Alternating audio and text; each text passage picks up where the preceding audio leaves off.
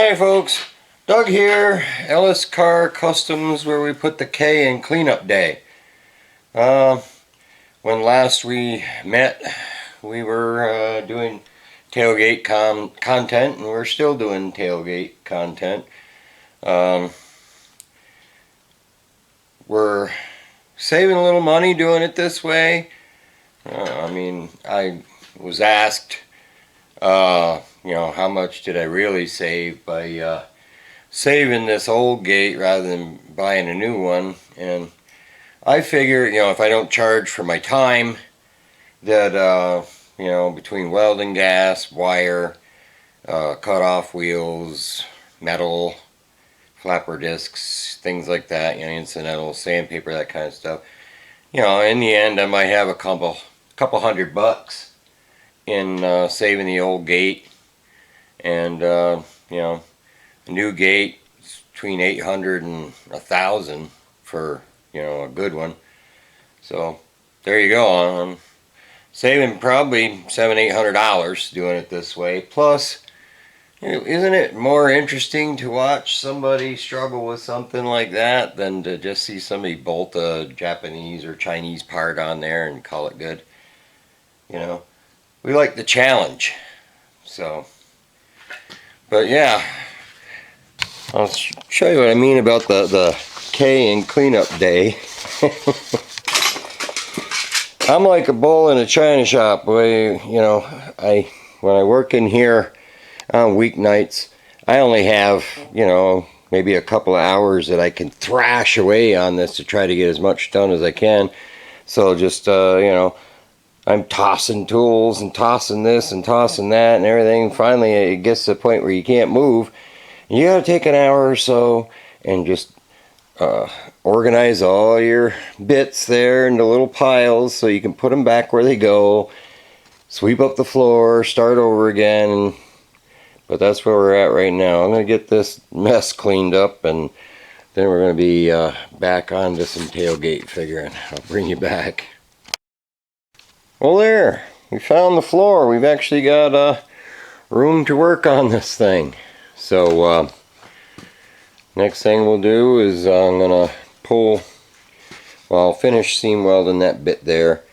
Now I'm gonna pull the gate off and probably temporarily tack the outer skin to what we've got there, and then fly it up on there and see just what it's going to take to make it fit that opening. So I'll bring you back when I get a little bit done.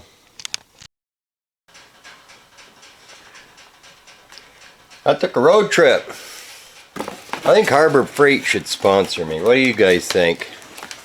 Have a big write-in campaign. Say, Harbor Freight, you should sponsor them. So we're going to be cordless again. Yay! So yeah, I just thought I'd show you. I got a replacement for the dead soldier we had. I took it apart, but there was no fixing it. There's something in the control switch or whatever. But for $35, buy a new one.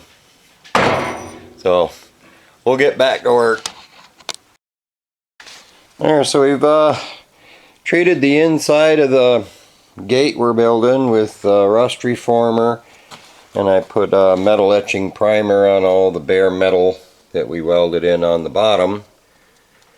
So while that's drying, I'm going to clean up the inside of the outer skin so we can spray some of the rust reformer on there. This is what I got right here. Rust reformer.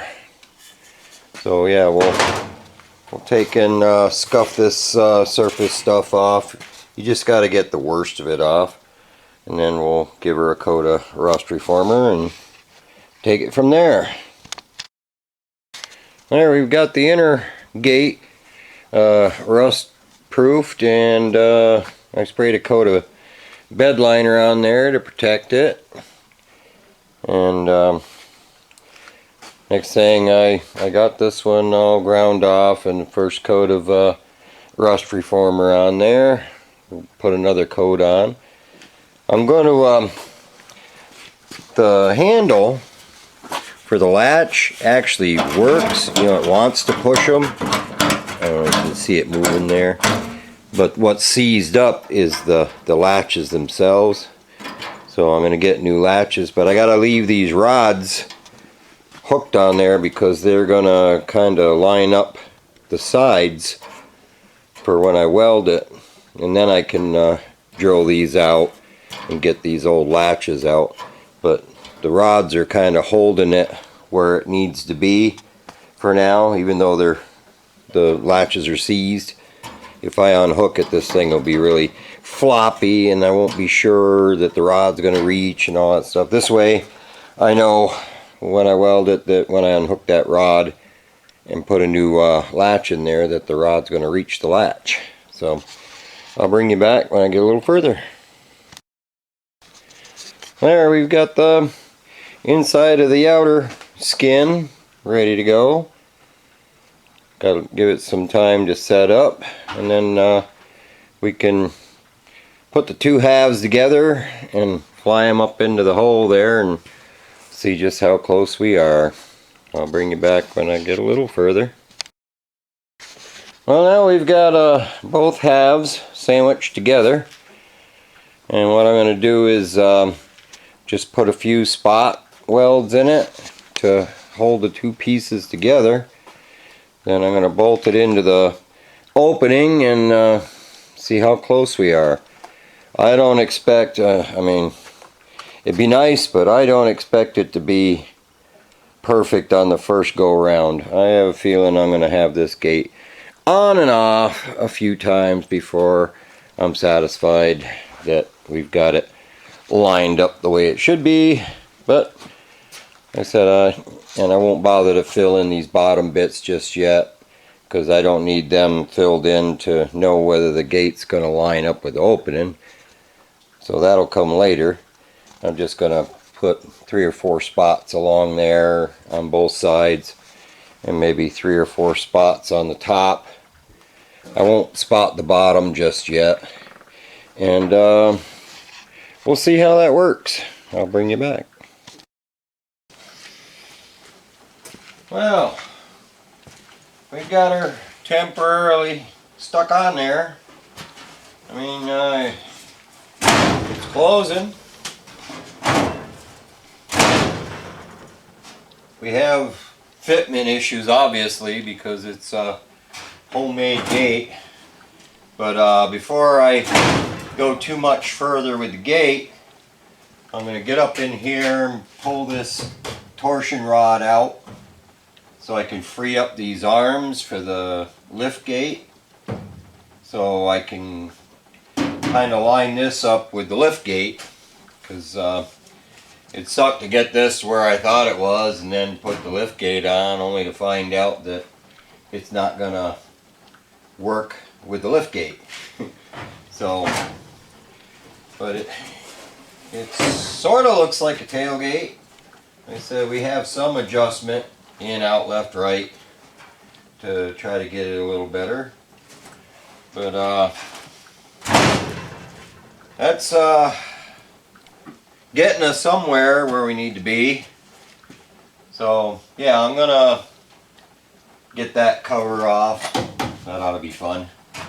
And get up in there, try to get that torsion rod. They put a rod in there to help lift the gate, you know, kind of like the trunk on a car. It's sort of spring loaded and it helps with the weight of the gate to help it lift up. But this one's obviously seized in the up position, so we'll have to tear that apart. But yeah, before I go any further with the gate, I want to get that out of there and bring in the lift gate and put it on there and make those things jibe together. But I'll bring you back if I get a little more work done tonight. So that's the torsion bar system they put in these things to help lift the gate up. So those bars have to come out of there. But I figured I'd show you what they stuck in there from the factory to help lift these. They make a gas shock kit where you can mount where these stands here that hold the gate up. Once you lift the gate, you can put gas shocks in there, and that'll help lift the gate plus hold it up there, so you don't need those bars. And that's probably the way I'll go. But I'll see if I can get them out of there, and I'll bring you back. There, we got the bars out of there, so now our arms will move freely. I brought in the lift gate.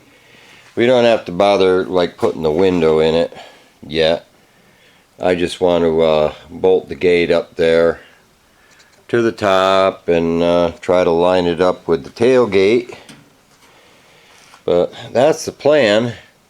We'll bolt that sucker up there, and hopefully it's not too tweaked, because these things like to get tweaked, especially in that corner, because of the torsion bars seizing up and putting too much resistance on the thing.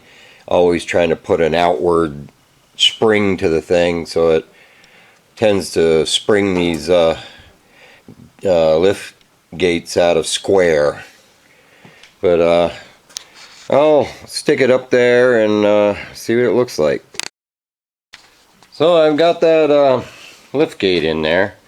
I don't have the right size bolts to bolt it to the arms, so I just clamped it in place right now, because it'll tell me what I need to know.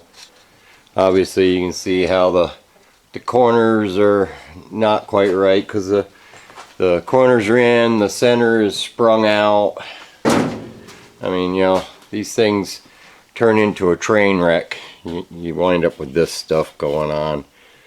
And like there, it's right up against the roof, so it could actually move up a little bit if it weren't for that being out of whack the way it is, because that should actually bow out, you know, and follow the roof line. See how you got this big gap here, and then it gets close at the middle, and then it gaps itself again, because it's supposed to follow the roof line, just like the drip rail here.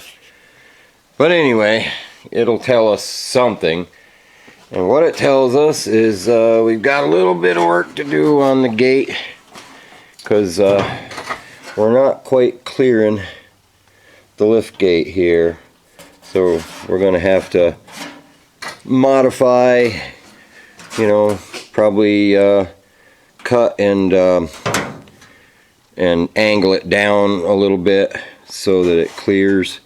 Now granted, if this were not hitting the roof here, it would actually move up possibly that much. But we got to work with what we got. They're not giving these lift gates away. I don't even think anybody makes them. I think you're kind of stuck with what you got. So we're stuck with what we got, but we're going to make it work, because that's what we do here. I took a little steel wool to that just to see if it clean up a little bit. Obviously it's got pitting, but it'll clean up to be driver quality, which is what this car is going to be. But you can see how this is kind of straight across here. Probably what I'm going to have to do is drop the lip here so it'll just clear that.